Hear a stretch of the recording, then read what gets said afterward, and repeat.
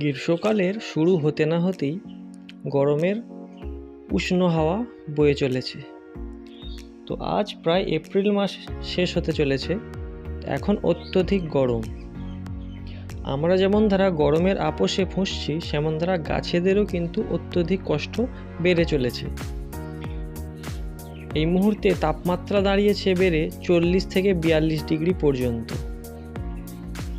রৌদ্র তাপমাত্রা বাড়ার ফলে আমরা মানুষ যেমন ধারা কষ্টে আছি, সেমন ধারা পশু পাখি এবং গাছেদেরও অত্যধিক কষ্ট।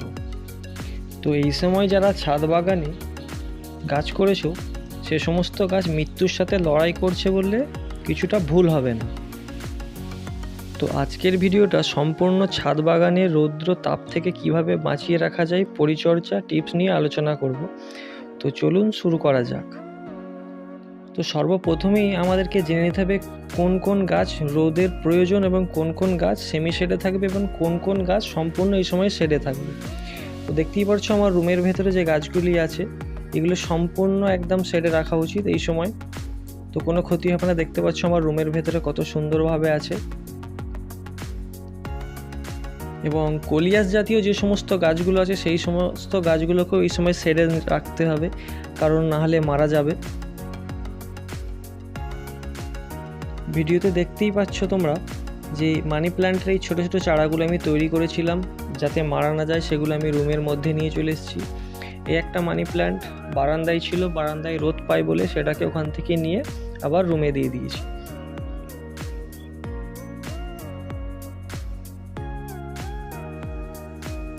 ভিডিওটি যদি ভালো লেগে থাকে লাইক করে অবশ্যই সাবস্ক্রাইব করে পাশে থাকবেন।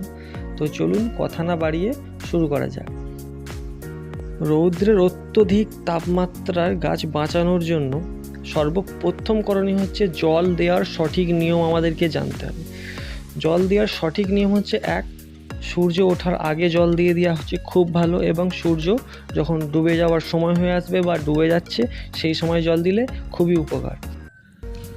তোমরা ভিডিওতে পরিষ্কার দেখতেই পাচ্ছ আমি সূর্য ডুবে যাওয়ার পর সন্ধ্যা নেমে এসেছে, আমি এখন লাইট জ্বেলে গাছে জল দিচ্ছি। ভালোভাবে মালচিং করা আছে বলে মোটামুটি গোড়াগুলো ভিজে ভাব আছে, হালকা শুকিয়ে যায়নি। এবং আরেকটি ভালো বিষয় হচ্ছে কি, গাছগুলোকে স্নান করে দেওয়ার ব্যাপারটা। দুপুরবেলা যেমন বারণ করলাম, এই রাত্রিবেলা বা সূর্য ওঠার আগে যদি স্নান করিয়ে দিতে পারো ডেলি, খুবই উপকার হয়। কারণ সূর্য যখন থাকে বা দুপুরবেলা অনেকে স্নান করে দিচ্ছে, আমি আগেই বলেছি ম্যাগনিফাইং গ্লাসের মতো কাজ করে, গাছের মারাত্মক ক্ষতি করে। আর একটা গুরুত্বপূর্ণ বিষয় হচ্ছে, গাছের গোড়ায় কোনো রকম খোঁচাখুঁচি করা যাবে না বা প্রুনিং এই সময় অত্যধিক গরমে করা যাবে না। তো এই সময় প্রুনিং বা অত্যধিক খোঁচাখুঁচি করলে কী হবে, গাছ এমনিতেই কষ্টে আছে, গাছটি আরও কষ্ট পাবে, যার কারণে গাছটি মারা যাওয়ার সম্ভাবনা বেড়ে যাবে। তো চলে এসেছি পরের টিপস নিয়ে। আরেকটি গুরুত্বপূর্ণ বিষয় ধ্যান রাখতে হবে আমাদেরকে, যে গাছের গোড়ায় এই সময় মালচিং করা খুবই দরকার। অত্যধিক রোদের ফলে কি হয়, গোড়ার মাটি শুকিয়ে যায়, টবের মাটি শুকিয়ে গিয়ে কি হয়, মাটি ফেটে যায় এবং শিকড়গুলো শুকাতে থাকে, যার ফলে গাছ মারা যায়। এই সময় আমাদের কি করতে হবে, কার্টুন জাতীয় জিনিস দিয়ে গাছের গোড়াকে ঢেকে রাখতে হবে, অথবা খড় কুচিয়ে নিয়ে রাখতে পারো। আমি এখানে ব্যবহার করেছি কলা পাতার, দেখো আমরা কিভাবে দিচ্ছি। তো কলা পাতা আমি এভাবে হাতে করে হালকা করে ছোট করে কেটে কুচিয়ে নিয়েছি, হাতে করে ছিঁড়ে গাছের গোড়া এভাবে ভালো করে দিয়ে দেবো, যার ফলে কী হবে, রৌদ্র তাপটা গাছের মাটিতে পাবে না, গাছের গোড়াটা শীতল থাকবে। এখানে নারকেল ছোবড়া বা কোকোপিটও ব্যবহার করতে পারো, খুবই ভালো হবে। তো এভাবেই ধীরে সুস্থে আমি সমস্ত গাছে এভাবে দিয়ে দিচ্ছি, তোমরা দেখো। তো ভিডিওটা কিছু আমি স্কিপ করলাম যাতে তোমাদের সময়টা বেশি নষ্ট না হয়। আর একটা গুরুতর ভুল আমরা করে ফেলি কি, অনেকে দেখেছি অ্যাডভাইস দেন বা অনেকে করেন, তো গাছে দুপুরবেলায় কী করেন, গাছকে স্নান করিয়ে দেন। এটা কিন্তু মারাত্মক একটা ক্ষতি করে গাছের। কারণ গাছের পাতায় যখন জলটি বসে থাকে, সেটা ম্যাগনিফাইং গ্লাসের মতো কিছুটা কাজ করে, যার ফলে কী হয়, ওই জায়গাটা পুড়তে সুবিধা হয়। তো গাছটা কী হয়, পাতাটা ওখান থেকে শুকিয়ে গাছটা আস্তে আস্তে মারা যেতে পারে। তো এই ভুলটা অনেকে করে থাকেন, ভোর দুপুরবেলায় উঠলেন একদম ছাদে উঠে দুপুরে একদম খাঁ রোদ, সেই সময় কী করেন, জলে ভিজিয়ে চান করে দেন, যার ফলে গাছের কিন্তু মারাত্মক একটা ক্ষতি হয়। এই দিকে আমাদের কিন্তু ধ্যানটা রাখতে হবে। তারপর আরেকটি গুরুত্বপূর্ণ বিষয়ে আমাদেরকে খেয়াল রাখতে হবে কি, টবগুলো যাতে ডাইরেক্ট মেঝের ওপর মানে ছাদের মেঝের ওপর না থাকে। একটা করে স্ট্যান্ড করে দিতে পারলে খুবই ভালো হয়।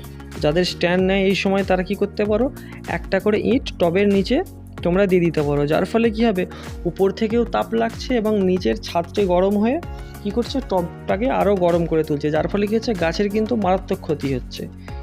তো তোমরা দেখতে পাচ্ছ আমার এটা খুব বড় টব, যার জন্য নিচে টালি দিয়েছি, এটা খুব বড়, মানে কোনো স্ট্যান্ডেও থাকবে না বা ইটেও ভালোভাবে থাকবে না। আর একটা সবথেকে গুরুত্বপূর্ণ বিষয়, এই সময় যদি ছাদে তোমরা সেট করে নিতে পারো একদম বিশাল রামবানের মতো কাজ হবে। তো এই সেটটি আমি একাই লাগিয়েছি, একাই করেছি, কারো হেল্প নিইনি। আমি কোনো লোহার অ্যাঙ্গেল বা পাতি ইউজ করিনি, এখানে কাঠ এবং বাঁশ দিয়ে এবং দড়ি দিয়ে সাধারণত আমি এটাকে লাগিয়েছি। এই সেটটা হচ্ছে কি 70% রৌদ্রতাকে আটকে দেবে এবং 30% রোদ পাবে। তো তোমরা দেখতেই পারছো এই সাইডটা দেখো পুরো 100% রৌদ্র আছে। দেখো মোটামুটি আমি যখন ভিডিওটা করছি তখন প্রায় 10:30 11টা বাজে, এখন আমি পুরো ঘেমে স্নান করে গেছি।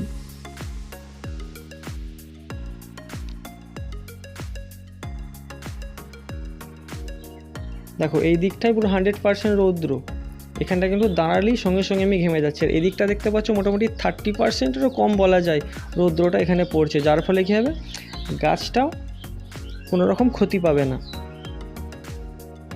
এখানে দেখতে পাচ্ছ আমি গাছগুলোকে কাছাকাছি রেখে দিয়েছি, কারণ এরা বাষ্পমোচন করলে একে অপরকে শীতল রাখতেও একটা সুবিধা হবে। তো আমি চেষ্টা করব সমস্ত গাছকে কী করবো এক কাছে রাখার, বেশি দূরত্বে না রাখার। তো দেখতে পাচ্ছ আমার এখানে কুল গাছ, দুটো কুল গাছ আছে, দুটি আলাদা জাতির। তো সমস্ত কাজ সেরে নেওয়ার পরে দেখো একটা ওয়াক অ্যারাউন্ড ভিডিও আমি দিয়ে দিচ্ছি। দেখো শেডটা আমি মোটামুটি ভালো করে টানটুন করে দিয়েছি যাতে গাছে না ঠেকে যায়, বা কী হবে গাছ থেকে একটু উঁচুতে থাকলে কী হবে এটা রোদ্রে থাকার ফলে কিছুটাও তো মোটামুটি গরম হবে, তার ফলে তাপটা নিচে আসবে। ওই জন্য আমি চেষ্টা করেছি অনেকটা উঁচু করে দেওয়ার। তো দেখতে পাচ্ছ আমার নিচে ছোট্ট একটি ফুলের বাগান আছে, আর তার পাশে আছে কলা গাছ, মর্তমান কলা, দারুণ টেস্ট। তো দেখো আমি নিচে থেকে পুরো একদম আমার ওপর অবধি ছাদ অবধি ভালো করে সেটটা বানিয়েছি।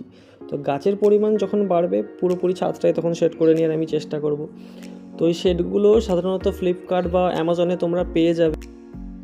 তো আশা করি ভিডিওটিতে সবার উপকৃত হবে তোমরা। ভিডিও যদি ভালো লেগে থাকে লাইক, কমেন্ট এবং সাবস্ক্রাইব অবশ্যই করো, যাতে উৎসাহী হতে আরও ভিডিও আনতে পারি। তো ততক্ষণ ভালো থেকো, সুস্থ থেকো এবং বাগান নিয়ে ব্যস্ত থেকো। টাটা, বাই বাই, সবাই ভালো থেকো। লাইক, কমেন্ট, সাবস্ক্রাইব করতে অবশ্যই যেন ভুলো না।